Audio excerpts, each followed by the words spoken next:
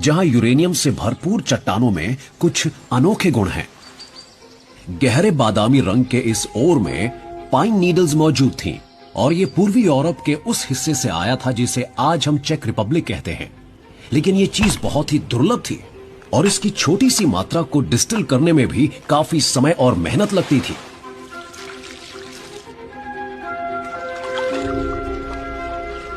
बाद में मरी ने लिखा, हम इसी काम में लगे रहते थे जैसे कोई सपना देख रहे हो।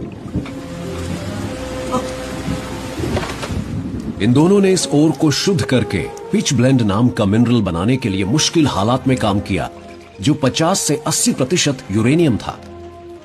ये एक बड़ी उपलब्धि थी, लेकिन मरी और पियर इससे भी ज्यादा दुर्लभ चीज ढूंढ रहे थे।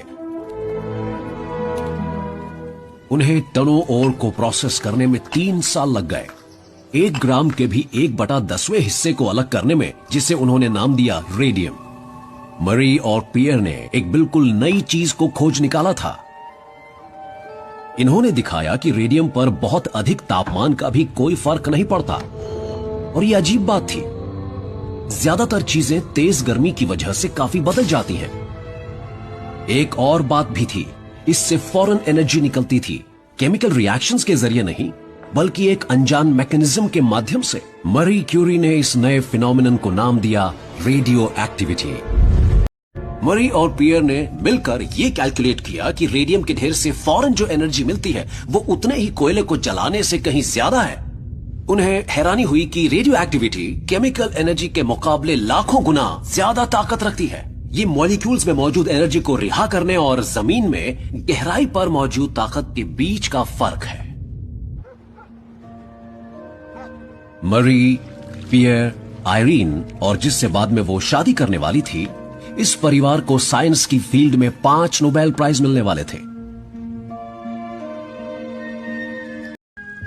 इन्होंने जिस पिच ब्लेंड को रिफाइन करके बॉटल्स, ट्यूब्स और फ्लास्क्स में भरा था, बाद में उसके रेडियम पार्टिकल्स बचे रह गए थे। ये इतने दमदार थे कि रात में इनसे लैब रोशन हो जाता था। मरी ने लिखा था, ये चमकती ट्यूब्स यहां लैब में पृथ्वी पर मौजूद तारों जैसी लगती हैं।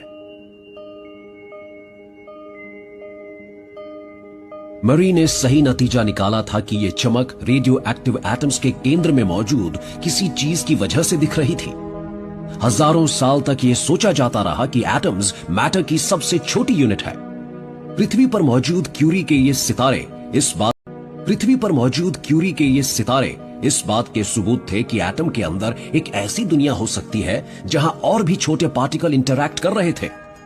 इस जादुई रात के 100 साल बाद भी क्यूरी की कुकबुक्स उस कमाल की रेडियो एक्टिविटी से जगमग थीं जो उन्होंने खोजी थी।